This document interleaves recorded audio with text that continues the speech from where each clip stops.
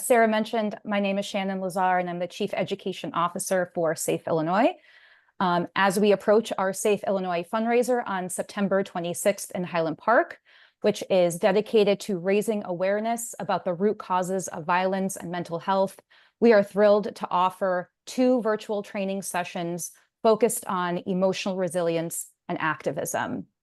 With an unprecedented number of new volunteers joining the Harris Walls campaign and so many dedicated activists already working tirelessly, it is crucial that we prioritize community care to sustain our engagement both now and beyond this election. Whether you're a seasoned activist or a new volunteer, these sessions are designed to support everyone. And we understand that this work can be challenging and uncomfortable. And our goal here is to create a space where we can explore why these difficulties arise, understand what happens in our bodies during these stressful moments, and provide strategies beyond self-care. And this will help us all stay committed to our work for the long haul, as there is so much work to be done. So today is our first session. It's called Embodied Communal Care for Volunteer Engagement: What Your Nervous System Needs for Lasting Civil Courage. And our guest, as Sarah mentioned, is Dr. Margit Henderson. Margit is a psychologist, a writer, and a speaker who brings 20 years of experience coordinating political volunteers for local, state, and national campaigns. Her political engagement emerged from seeing how unjust systems and prejudice drive the disease she sees in herself, her clinical practice, and beyond. She works to bring lasting civil courage, especially to the disruption of racism in its myriad mutations. On a personal note, I attended a 2-day retreat with Margit last year, followed by a 6-month practice community, and she has greatly influenced my life, and I'm excited for her to influence yours as well. So Margit, thank you so much for being with us today. I'm very excited for this presentation. Shannon, thank you so much for inviting me to bring this presentation, and also to challenge my own thinking and craft this for this purpose. The work of this has enriched my thinking and my heart about it. So thank you so much. I'm really excited to be with you all today. So let's do this. Please hold your questions until the very end. I'm going to be sharing both a lot of intellectual and kind of ideas content, as well as trying to create a shared experience for us here of embodied communal care. And so I'm going to ask you to not drop into the chat. And if you would pin me on the spotlight, Sarah, that way we can kind of be focused together. So with that, friends who I see here, folks who I know well, new folks who are here, we're here for gun violence prevention work, many of you, but others of you are here from other focal points, other areas of activism. Many of you are seasoned volunteers who've been doing this for a long time, and some of you are new to showing up for whatever the cause is that you hold dear. And I'm here to bring care to you today. And we're going to be talking about civil courage. We're going to see some examples of exceptional civil courage, and we're going to think about our own ways to show up and what that needs and what that looks like, and what gets in the way of that. That's a lot of what we're going to be talking about and trying to just move those obstacles out. So with that said, I'm going to jump into this slide deck that I have prepared for you all today, and let's get started. So we're going to be talking about embodied communal care, so that we can show up for our values and stay engaged, and really understand what the nervous system's role in obstructing us from that, and then how we open that up to stay involved for lasting civil courage. So the first thing I want to do is explain what I mean by civil courage. And this is a man named Dietrich Bonhoeffer. He was a Christian theologian, German man during the Nazi regime. And so during this period of persecution of Jewish people and others, Bonhoeffer stepped forward and was a fierce opponent of the Nazi regime. And in his thinking, this is not a quote from him, but it is a quote about this concept of civil courage, which means that the person demonstrating civil courage, this is the key part, knows and accepts that they may suffer from displaying civil courage and chooses to proceed anyway. This piece is incredibly important. And from my perspective as a psychologist, it reminds me that there is this piece of emotional challenge, emotional work that is required to opt to step forward in the face of threat. So I was on the Women Wednesdays for Harris Call, and I was listening to Sunny Poston, I think I'm saying her name right, and she was talking about being bold by necessity, that her life has called her forward to be bold by necessity, which is, you know, the sense of like feeling like I must step forward. And for many of us, our values call us forward, but when, especially for those of us who are in positions of advantage, we have this opt-out possibility. When we're volunteering to step forward, we have the possibility to stop doing that. And so then this question is, when we're not bold by necessity, but we're bold by choice, like we get to choose not to also, and how do we stay engaged? So that's where this experience of civil courage is incredibly important. And Dietrich Bonhoeffer was imprisoned by the Nazis and was ultimately executed. He died as a martyr and is an example to us of the most extreme version of civil courage. And so as we think about our own offerings of civil courage out into this fraught and pain-filled world, you know, what does that look like in our own, maybe quieter, maybe less dramatic way, but still really important to step forward? And again, what is the emotional challenge with that? So we're going to look at that very specifically. And what I want to share with you is that the next session is going to be it says here, an ordinary hero. And she is, in the sense that she's an ordinary woman like many of us, an ordinary person, but extraordinary civil courage. And we will have the chance to not only see Joan Trumpauer Mulholland's story in this fabulous documentary that's being aired by Safe Illinois in about a week and a half, but we're going to have the chance to watch her documentary. Can we do a mute all? Unmute myself. Good. Sorry, everyone is muted according to my settings. Okay. So perhaps you and Shannon could try that as well. Thank you. Go ahead. Right. I'm back. Okay, and I'm going to show you, we're going to do a different screen share because I'm going to show you this trailer real quick, because this is really gets at this issue. Share sound, check. All right, of civil courage. She was a lady. Let's go back to the start. Here we go. She is, in my mind, one of those sheroes that demands respect and acknowledgement. Clearly, she was a lady ahead of her time. She walked through that mob in the Woolworth store. And they realized, of course, immediately where she stood. She joins Perlina and Annie at the counter, the first white to join the demonstration. And at this, the crowd is just incensed. They become like hornets. They start screaming at her. She wasn't the outside agitator.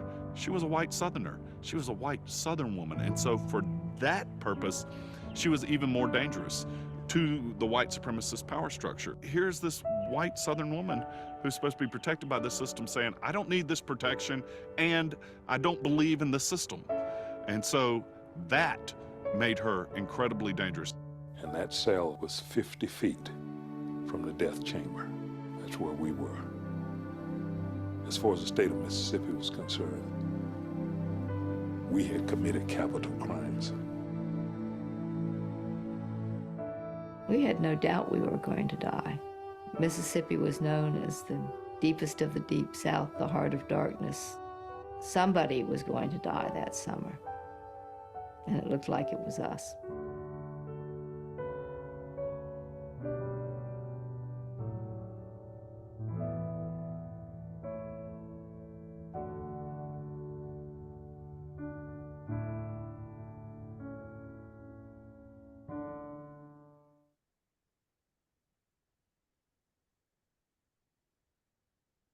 So let's just take a moment and take a breath. The opportunity to connect with Joan in this next session, to actually talk with her, to hear more from her, is going to be incredibly powerful. And so again, when we're looking today and sitting today with this issue of civil courage, we can look all around us today and think about people with incredible civil courage who are stepping into harm's way for the causes of justice that we are each passionate about. So when we're looking at this, what I really think about a lot also is this question of lasting civil courage. So many of us can step forward, but then we often just kind of collapse in our activism and don't follow through with it for the long term, or we get burned out or whatever.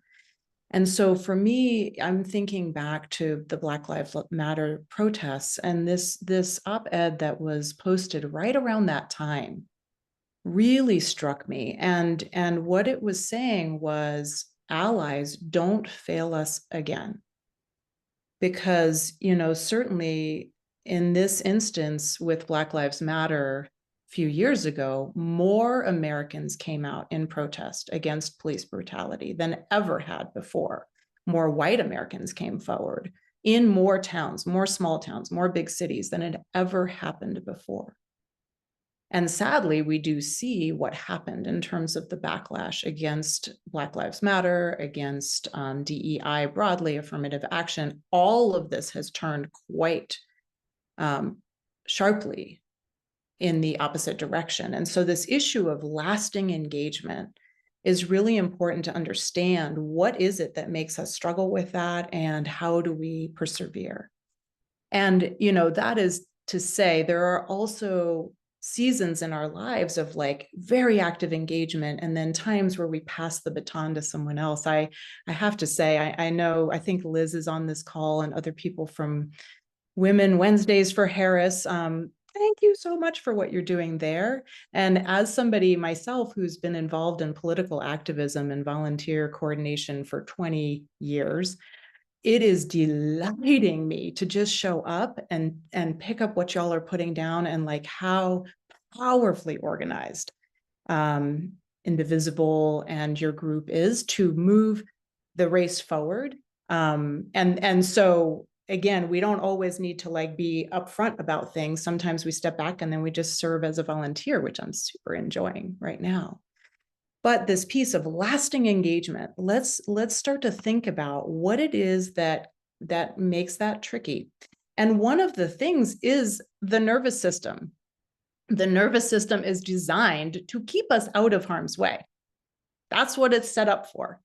And so in order to have lasting civil courage, to stay engaged, we need to understand what it is that makes this sometimes challenging. So here's a way of thinking about this. And before I get into this concept, I just want to say to you, like, let this wash over you. I mean, feel free to take notes or screenshots or whatever, but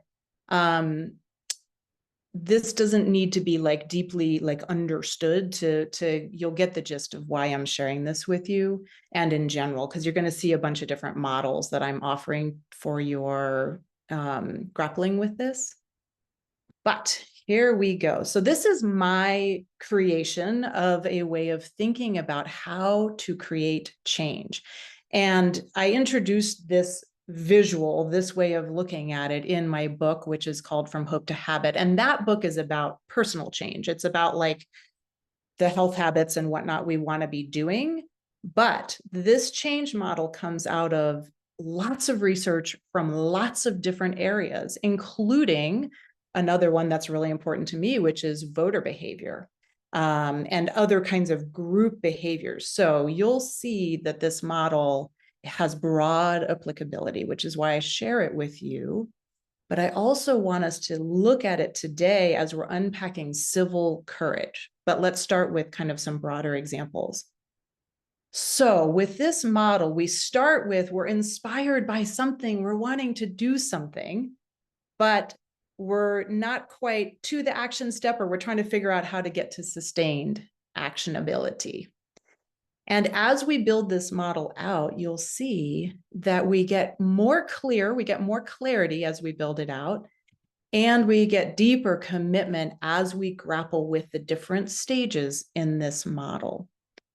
So of course we start with why, as Simon Sinek would say, but I would offer to you, again, not my scholarship, but this is how I think about it, that we need to look at why not, and build our plans, the how, out of understanding what the obstacles are.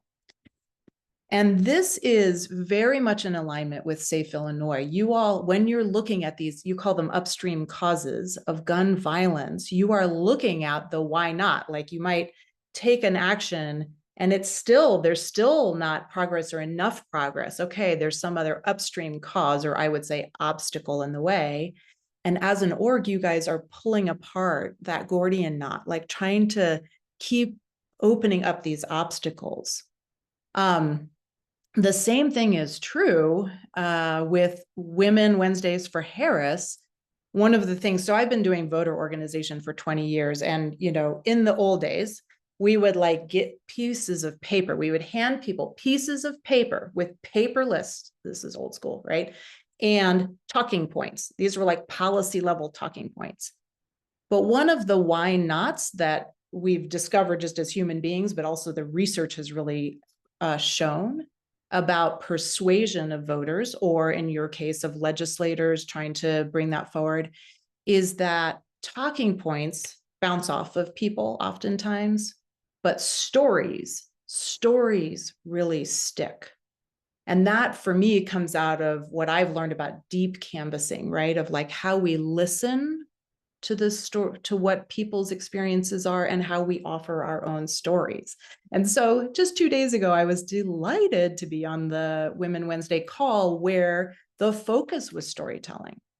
And not only did we hear incredibly moving stories, Danica Roan for sure brought me to tears. And I know many of the people, thousands of people on this call were really touched, for example, by her story. But we also had Samara Bay, who's a storytelling coach, help us through our why nots. I'm not a good storyteller. I don't know how, I don't have a good story. And she really like gave us a cheat sheet, a guide on how to tell a story. So again, the plan came out of the obstacles. The how came out of the why not. And so this sets up all of us as canvassers for, again, whatever the cause, with these stories in mind that are incredibly powerful. And so again, as we're looking, we're going to talk about this with civil courage, but just generally, this applies to anything you're trying to build out in your life and in your activism. Now, the next layer on this model is who. Why is this not moving? Blink. There we go. Who offers you support? We're going to build this out in a big way during our time together today as we talk about communal care. But this is true in all kinds of ways where we're looking at, you know, Shannon, you were talking to me about accountability partners and how important that is for the hard things we're trying to do, whether it's to exercise more often or to stay involved on the campaign. You know, we back to even the Obama days, like we were building like activism teams to help us all stay supported and engaged. And then lastly, I think about this question of what. There's the how, which is the plan, but really this what. And that to me is, what is the very next step? What is the next thing I can do to move forward on whatever the big cause is or the thing I'm trying to do in my day to day that's a little different from my usual habits. And so a micro action in this, in the way that I present it, is what is something you can do in 2 minutes or less. And everything we do to move things forward is in these, incremental steps. And we're going to talk again about micro actions today. So I just offer this as a framework, and then we're going to kind of keep applying this as we unpack this further. So let's talk about civil courage. When we're thinking about this for ourselves, this big question of why not? We know what our values are. We know how we mean to show up and be true and authentic to what matters to us most deeply. And yet, I certainly have faltered. And I think many of us do as we step forward and step back and like struggle with what does that mean? And so with that in mind, let me share with you a piece about this emotional layer. Like, what are the emotional obstacles to civil courage? So those of you who are educators are going to recognize this little riff. I'm riffing on the zone of proximal development by Vygotsky. But this is in the like emotional, embodied, somatic realm. So I'm going to just unpack this for us. And again, we're going to practice and understand these as layers of why not and where we glitch on civil courage, and then find a pathway forward. So the center zone here is the comfort zone. And in the comfort zone, we are safe, like we feel calm, there's no threat, we're unchallenged. And in that comfort zone, this unchallenged piece, I mean, thank goodness, because our nervous system is like, feeling okay. But also part of what we do in this world where there is so much injustice and heartache and scary things that are happening globally or nationally or locally, we sometimes need to compartmentalize and kind of like not think about the hard things in order to stay in our comfort zone. And those of us who are in positions of advantage, and I most certainly am someone with great advantage, it is quite easy for me and for many of us to just like wall that off and stay in our comfort zone.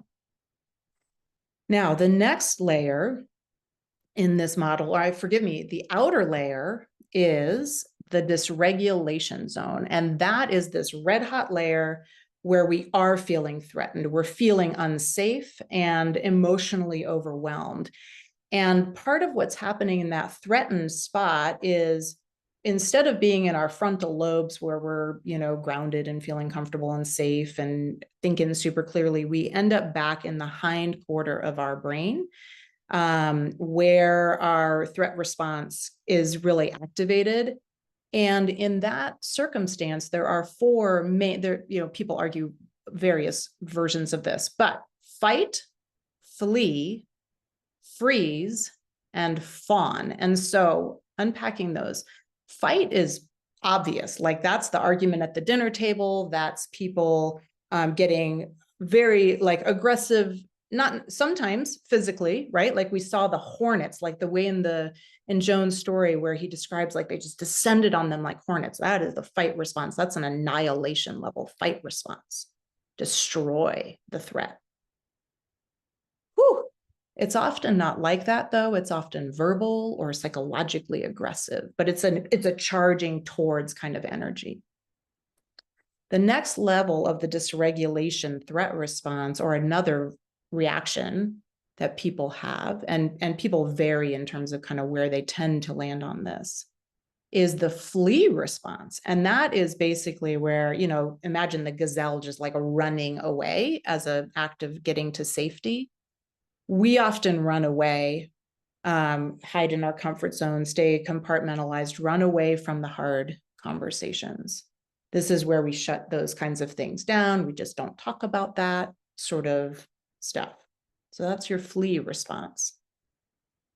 The third one is the freeze response. This is like possum playing dead. Just like if I'm very, very still, they'll go away. But the other way that this shows up is when we're in a conversation with someone and they say something like jaw-droppingly hateful or appalling. And our brain just glitches out, like we're just speechless. And that frozen response, later when your frontal lobes come back online and you're like, oh, I should have said this or I could have said that. it's because you can't think straight because your brain got scrambled. And so when we're in that freeze response, the body kind of tightens up. We feel wide-eyed, whether we are or not, but just that sense of shock. And again, this is your nervous system's defensive response when we're dysregulated. And then the last defensive maneuver that I would offer for us today is called fawning. You can also think of it as flocking, all this alliteration. But with this, we are like staying connected to our group. So one of the most threatening things that can happen is that we get pushed out of our group, that we get excommunicated and cut off. We are pack animals. We are meant to be connected with each other. And so that instinct to just stay with the group, which means I'm going to be in this, kind of people pleasing, like I'm going to just go along to get along and not make waves so that I stay with my in-group, however I define that. Okay. And so these are the reasons where that dysregulation zone makes it very hard for us to step forward with civil courage. And so this last layer is in the middle, the disruption zone.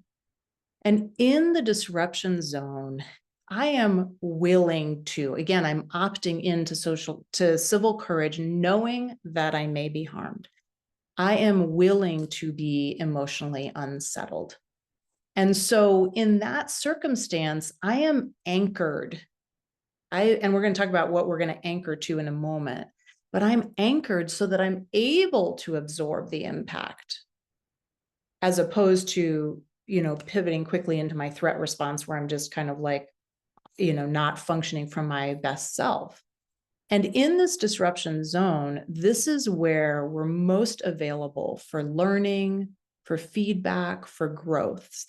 And in our activism, the disruption zone is where the action is. This is where we can share our vulnerable, hard stories that change hearts and minds, but are kind of scary to tell.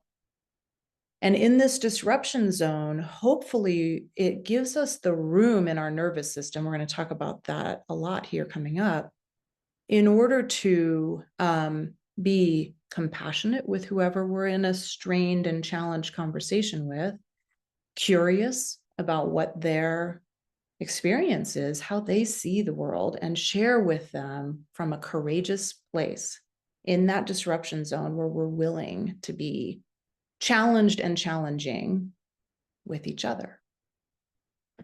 So again, as we're looking at what it takes to live a life of civil courage and to stay in lasting engagement with our volunteer work and our engagement, let's see here, there we go.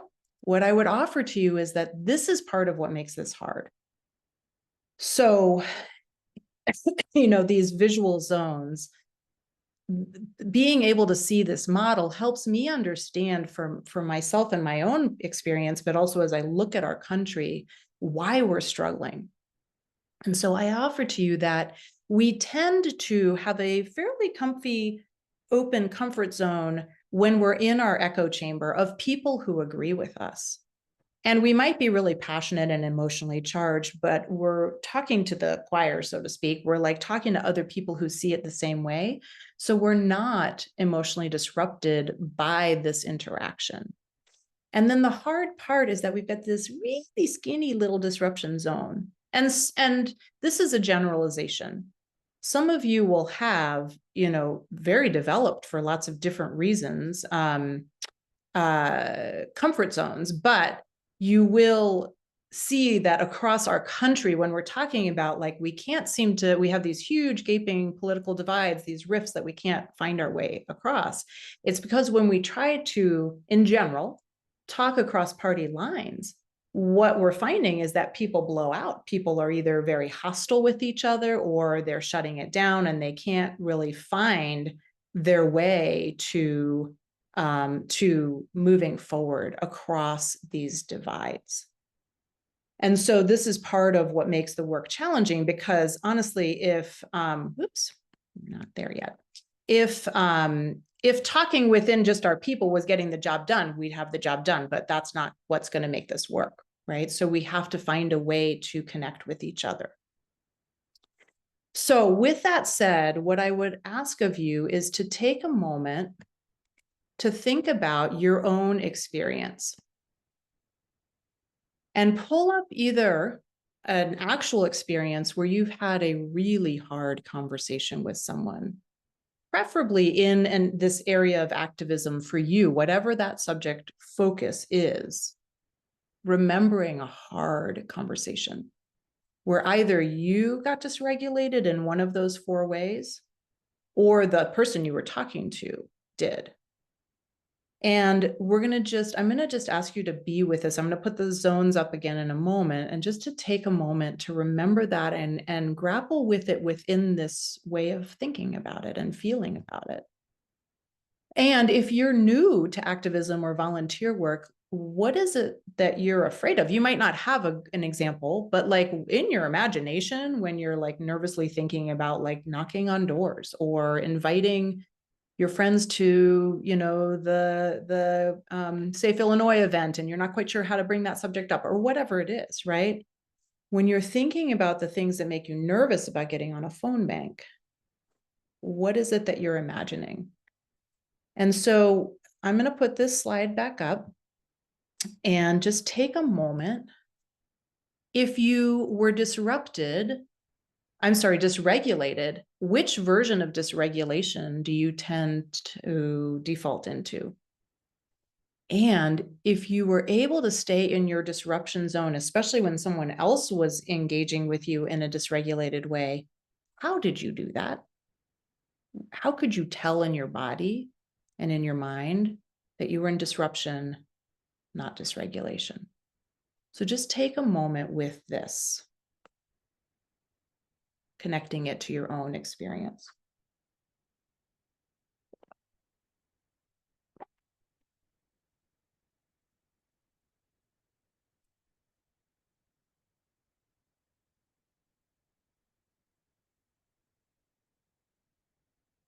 Okay, so let me offer another variation on our emotional challenge zones. It is my lived experience for sure, and also my observation, that the most powerful activism that we can bring comes from a twofold development, which is that we have developed an embodied communal care support system, where that yellow, that comfort zone is expanded out, but it's not expanded out it is expanded out within a community where we can be truly authentic and be in shared activism. And then we also expand the disruption zone. And so in order to do that, we are really looking at stretching ourselves, practicing with our nervous system to take some of those hits and be able to stay grounded and not get dysregulated ourselves. And, you know, we're going to be hearing from Joan in a week and a half, but one of the things that they did with the Student Nonviolent Coordinating Committee back in the Civil Rights Movement was they trained their nervous system. They did role play. We'll talk more about role play in a minute, but to like help themselves prepare to remain nonviolent, to override that nervous system that wants to fight back and stay grounded and solid and peaceful in the face of, again, the hornets descending. So expanding disruption zone for all of us is going to be a really important part of being able to engage in lasting civil courage. So when we come back to, we're going here. When we come back to this, we're going to unpack these two pieces. But again, this question of the why not, why is it hard for us to do that? We're going to be looking at methods for really opening that up further. So let me share with you, and honestly, this is super important that I honor these three teachers. I am incredibly lucky to have so many teachers who have shaped and influenced me. And I, especially Terry Davis, who is on this call, I see you, and I'm so grateful for how you've shaped me. And Resmaa Menakem, Jennifer Lee Coble, and Carlin Quinn. I've been practicing in community through these three teachers who have absolutely been this communal embodied care for me and have absolutely expanded my disruption zone. Many of you will know of Resmaa Menakem's work. He's the author of My Grandmother's Hands. Highly recommend his book. He also wrote Quaking of America, which is about political protest, embodied political protest in the face of threat to democracy. And so these teachers have absolutely shaped my thinking about all of this. So the models you're seeing are coming from my brain nugget to yours, and those are my words and ways of talking about them. But the experiences that I'm talking about, I have been profoundly impacted by these teachers. And so, you know, these are part of my communal care network for embodied groundedness. And so for you, what I want you to think about is this idea of communal care, of being in supportive, nurturing community with each other. And we talk a lot in our, you know, dominant culture about self-care. And self-care is fantastic. Please continue to do your self-care. And self-care is not enough for the vast heaviness, the devastation of gun violence, of racism, of, you know, the world events that are happening. They're too big. And so this issue of bringing communal care, of a broader support system to us as activists, as individuals, is really important. And part of what communal care does is it disrupts narratives around individualism that are fairly toxic in our predominant mainstream culture, where we feel this sort of hero sense of like, I must save the world on this issue. And while we feel very empowered and whatever, when we're in that mindset, it's also like overwhelmingly intense. And none of us will be able to do this alone. And so, you know, even as, again, I'm sharing with you, like I'm up here as your speaker offering you these ideas, but none of what is coming out of my mouth is mine. It comes through me from a legacy of other people's scholarship. And so as we look at this issue of individualism that makes it hard for us to connect in communal care, I want to anchor this idea of communal care in a long history of mutual aid. And so mutual aid began with people, not people like myself who have every advantage and where the government systems work for me, and they do, but for marginalized people who did not have supports from the mainstream systems. This includes African Americans from the beginning. Jewish folks have come together in mutual aid societies, you know, LGBT communities that have created chosen families, for example. One of the most important examples of mutual aid is the Black Panthers. They are known for their fierce activism. What they're less known for is the care that was provided by Black Panthers, where they were providing groceries, they were providing healthcare, they were providing caring for children. All of these on the ground actions that were needed. So I just want to put this offering as we bring in this idea of communal care into this long esteemed history. So with communal care, what I ask of you is to think about this as we all have something to offer and we all need care. And so with this, I'm wanting you to take a moment now to reflect on who your anchors are. Who are the people in your life who help your nervous system take a breath when you think of them, when you're near them, and truly write down their names. So these can be people who are alive now and known to you. They can be public figures who inspire you. They can be your ancestors. And I've been learning to think about ancestors from Resma and Jen Lee and Carlin in a much more expansive way, of not just my blood relatives, but like people who have come before me, who are inspirations to me, who, again, I'm of their lineage in a connection of spirit and inspiration. Think also of your spirituality, if you have a faith practice. Of course, your sense of God or the divine anchors you. Your animals. You know, again, we're talking about soothing to the nervous system, your community of care. You have a pet that you snuggle with, and when you snuggle with that pet, your body settles. That being is in your care community. And also think of nature.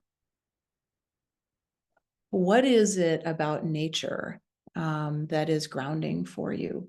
For me, I love to just watch the wind moving the tree leaves around. The wind, the sky.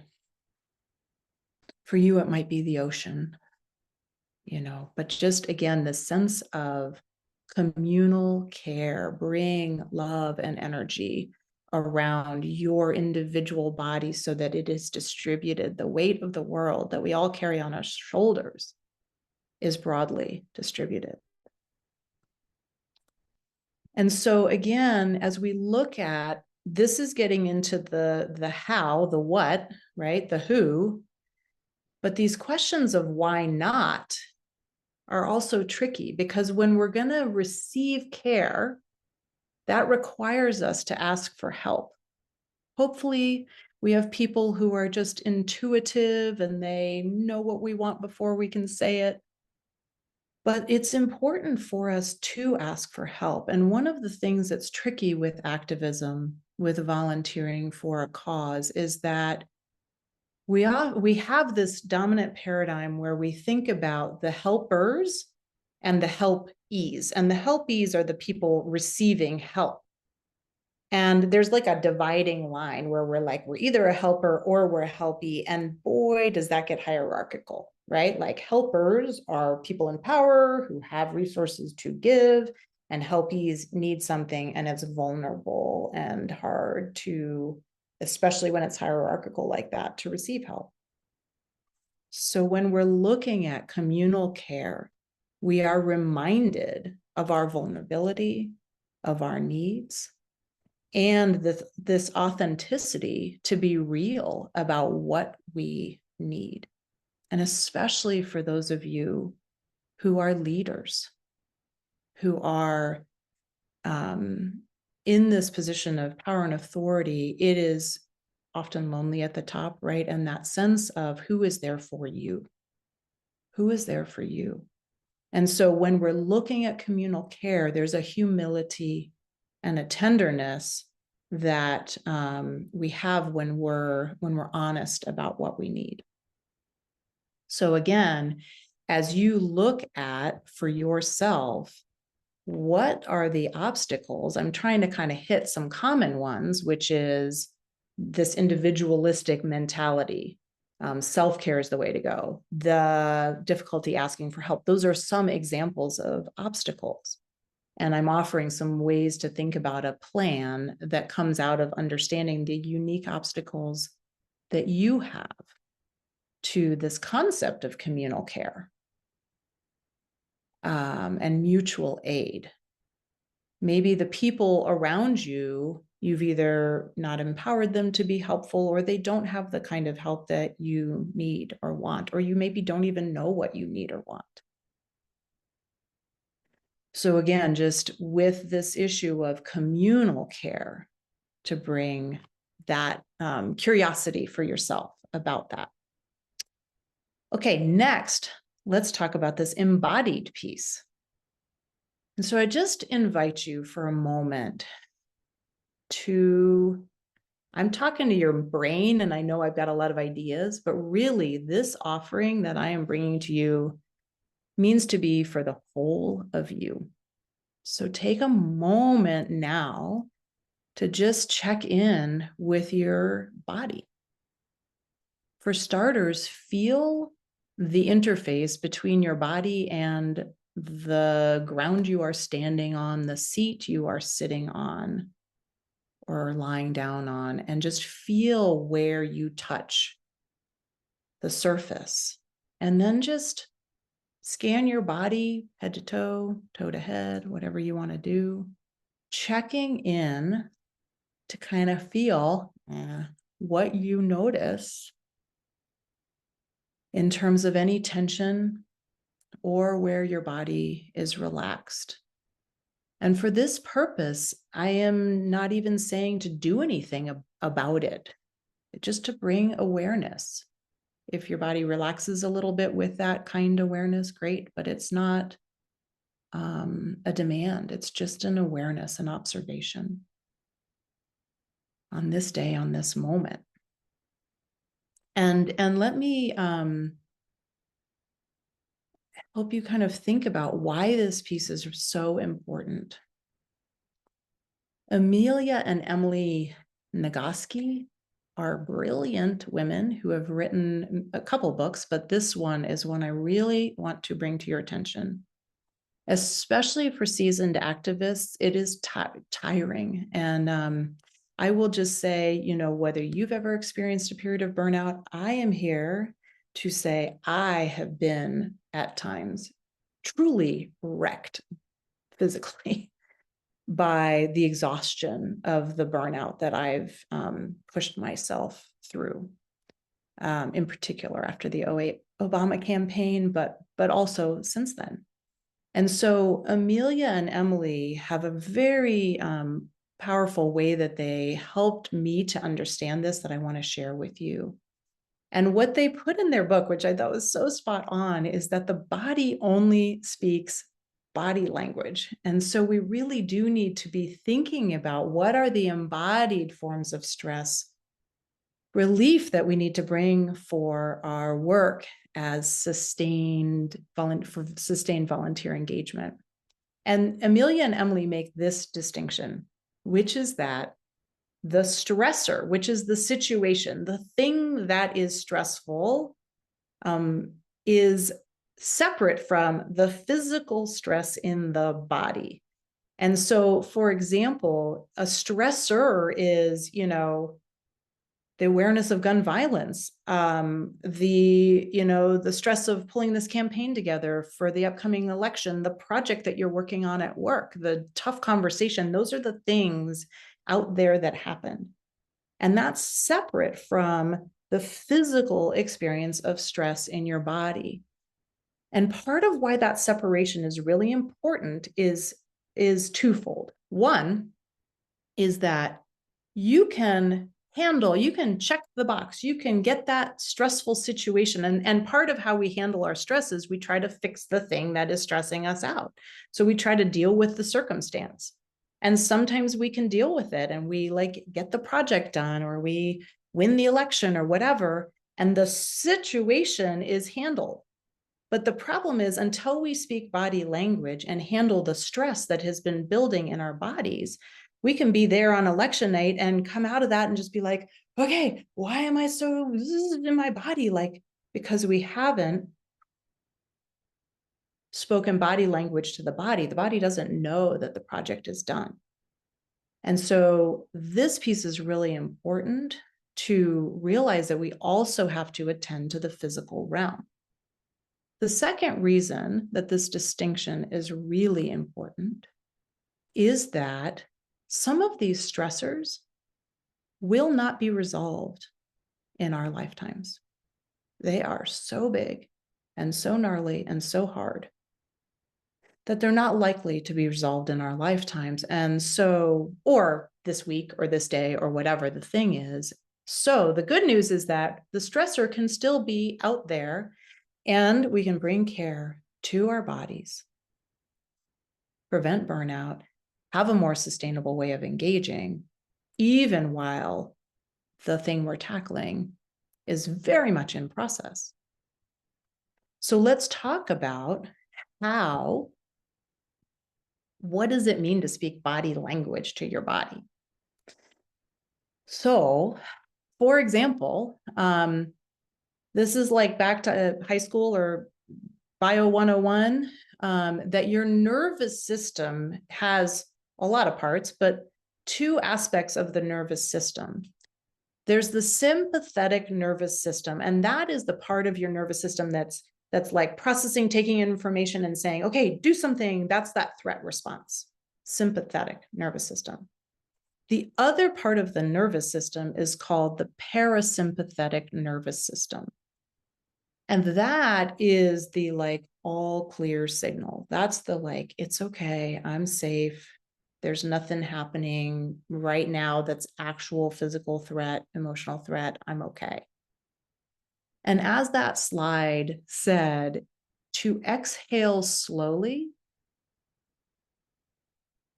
is one of the most powerful body language things you can do to help your body understand that it's safe, because it activates the parasympathetic nervous system. This is part of why meditation and yoga and other kinds of practices that are good for our bodies have a lot of focus on breath work, because breathing is such a straight clarity into our bodies. So I just would ask you to take a moment and surf your breath. So sometimes I imagine my breath as a wave, where you just on the inhalation, like imagine that wave rising up, swelling up. And then on the exhale, just release as if the wave is like coming all the way on to the shore to do that slow, extended exhalation, which is what activates your parasympathetic nervous system. And then imagine breathing in with a wave that swells and out again. And so with that breath, to me, this is also, I imagine all of us, because we're breathing in and out all day long, I can connect with like a communal breathing when I imagine the vastness of the ocean in this manner. So with this body language idea, again, tracking the care for your body, whether the stressful thing in your life is happening or not. Let me give you some more examples of this just to get your thinking going. And you know that my how at the top of my thing is like, what's a quick thing I can do? What's a micro action that I can do in 2 minutes or less? And I call these embodied resiliency resets, and there's a bazillion of them. But one is to exhale slowly. A couple more are to like stretch. Your body really wants to move. So even just staying seated and stretching is really a good way to shift your energy. Yawning, there's a lot of neuroscience that's kind of cool and interesting that I'm not getting into about yawning, but yawning is like a fancy exhale. So I'm one of few speakers who gets really excited when my people yawn, because I know your brain is like waking up and trying to be engaged. Another is a hug, and you can self-administer a hug. Like the skin is your biggest organ, right? And so we want to have that experience of compression. If you're near somebody who's willing to ask for a hug, one of your people, or cuddle up an animal, again, 2 minutes, that's very grounding for your nervous system. And the last one on my list on this short version is to move, which is just like get up and move around. Like I'm a big fan of a dance party. So just like play a song and dance around, jump around, 2 minutes, reset, you're good to go. When you have more time, and do make more time for this, here are some other choices for that take a little bit more or a lot more time.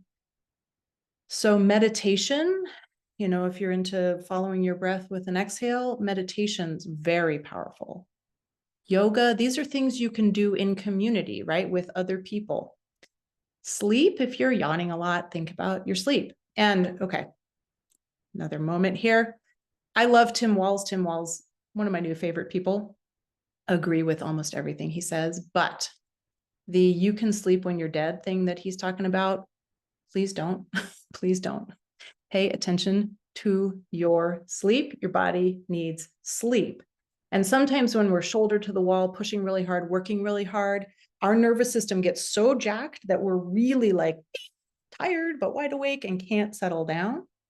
So bringing some of these other things in to bring your nervous system to a quieter place so that you can rest. As they say, rest is resistance. It's really important.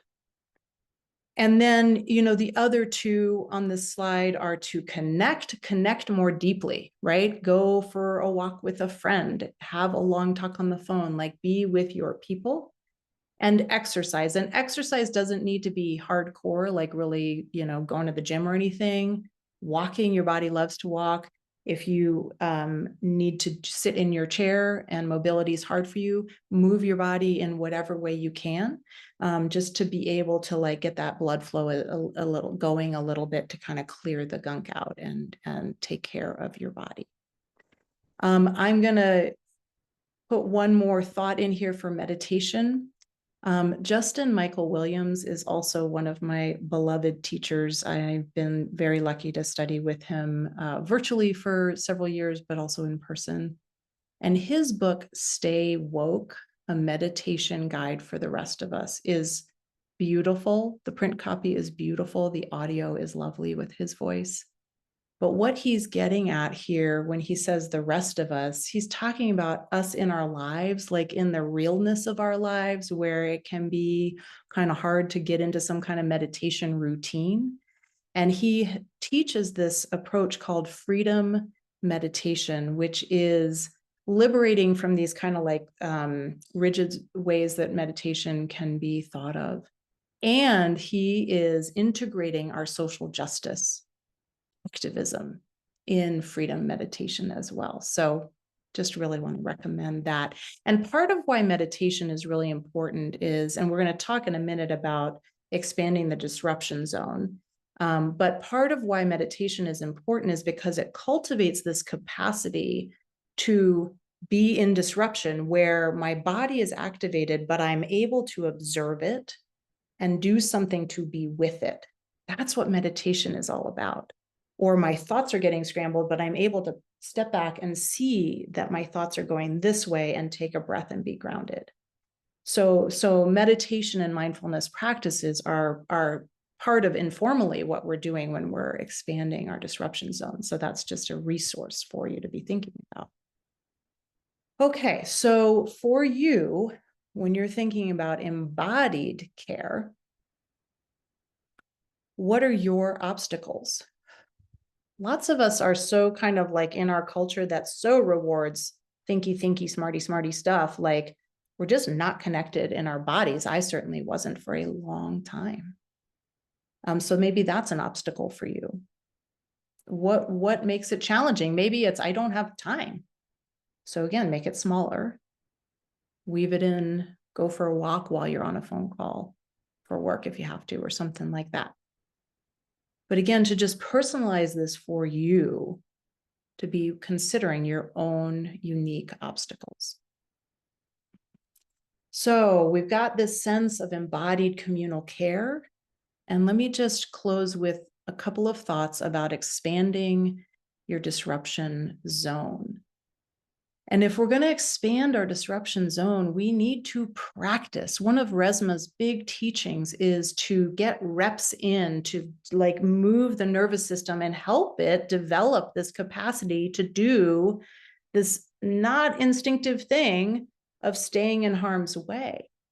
So when we practice stepping out of our comfort zone while staying anchored in our communal care and attentive to the body, like that's a fancy trick. That is like not something that many of us have, especially for those of us who are living advantaged lives in a pretty comfy bubble wrapped space. Like that's not something our nervous system has been required to do. So let's think about how to practice before you go knock on doors, before you get on a phone bank or stand up and tell your story about gun violence if you're nervous about doing that. Ways to practice include like reading or listening to somebody who has a different viewpoint than you. If you're going to knock doors and probably come up across somebody who's like not seeing it like you're seeing it, listen to a podcast and watch what's happening in your body and stay connected with your people and see what you can do to just kind of practice anchoring yourself. It took me a long time to even be able to like, well, it's still kind of a struggle, hear Donald Trump's voice without my like body glitching. Another one is to slow down to feel injustice. We live in a very fast-paced world. And often when we're doing activism, we're in like a solve the problem, figure out the strategy. It's urgent. We got to go. Election day is 70 something days away. Like bam, bam, bam. And we don't slow down. And sometimes our activism is to like make us feel more empowered so that we don't feel the pain of this. But to expand your disruption zone, slowing down is really important. And Sarah, this is where I just so appreciate the moment of silence that you led us with to really bring forward the names of the people who are affected by gun violence. And so when we slow down and stay with the disruption, the pain of this, it's very powerful and it helps us become more powerful because we can be with that discomfort. And I'll share another example. Recently, I was at a retreat. I wasn't participating, but I was passing through and found some friends of mine who were at a gun violence prevention retreat of all things. And one of the people there was a man named Scotty Utz, who is a welder who takes guns and turns them into swords to plowshares, guns to gardens, into garden tools. Many of you probably know guns to gardens. And he also makes jewelry. And I bought this necklace. I hope you can see it. This necklace, which looks a little like a flower, it is from the chamber of a .38 caliber revolver. And so staying with, for me, the discomfort, the disruption of holding this, wearing this. You can do something like that and be like, oh, okay, that's cool. I'm like wearing a thing and I'm making awareness for gun violence. But if we can slow down and use this as an experience of disruption, and I'll tell you, it's heavy. It's actually heavy. And I think about the heaviness of it, but it's also like when I've sat with what bullets have come through this actual thing and what did they target? Was it a target practice? Was something or someone else killed? And stay with that for me. What is the story of the person who decided to do a buyback and turn in this weapon? Why? I don't know. I won't ever know. But when my heart can stay and stretch, And it brings to mind for me clients who I tend to as a therapist who have lost beloveds to suicide by gun violence, which is one of the major ways that guns are killing people. You know, it just is like a way to bring care, right? So what is something you might be blowing through? I'm doing this because of how I scroll through my news, and I really try to like slow down and stay with an emotional practice of disrupting my nervous system just to help me expand that. Another example is to practice with role play. You know, for those of you who are getting ready to canvass door to door, you're thinking about getting on a phone bank, you're going to have conversations with your loved ones, your friends and family who are undecided, who are needing to hear your story. Practice that with someone else first, as a way to like get yourself oriented and make it somebody who's pretty theatrical, who can kind of like come at you hot and let you feel the zzz of that, and focus on that breath, feel your feet on the ground. And then lastly, just have hard conversations. And as you can see with these disruption zones, like these are parts of our emotional reality in all areas of our life. It's not just with our activism or our volunteer work. It is, you know, in our families, in our work situations. So just whatever conversation you may not be having, think about what you can do to anchor yourself and step forward to be more true and to be more real in your life in general. So again, as you're looking at these practices, just to close with this offering again to you, that we're always going to have a dysregulation zone. We're designed with it. It's supposed to be there. That's good. But we want to expand our disruption zone and bring comfort through embodied communal care. And then just lastly, please come back. I will certainly be there on September 8th at 7:00 Central Time to see this moving documentary about civil courage. As we think about the ordinary ways in our lives that may not be as dramatic, but that absolutely matter to show up with civil courage. So to have the chance to do Q&A with Joan and Loki is going to be just amazing. So there is my offering for you. I just send you so much love. I know we're over the hour, but I just am here to answer questions if you'd like, but thank you. That's what I've got for today.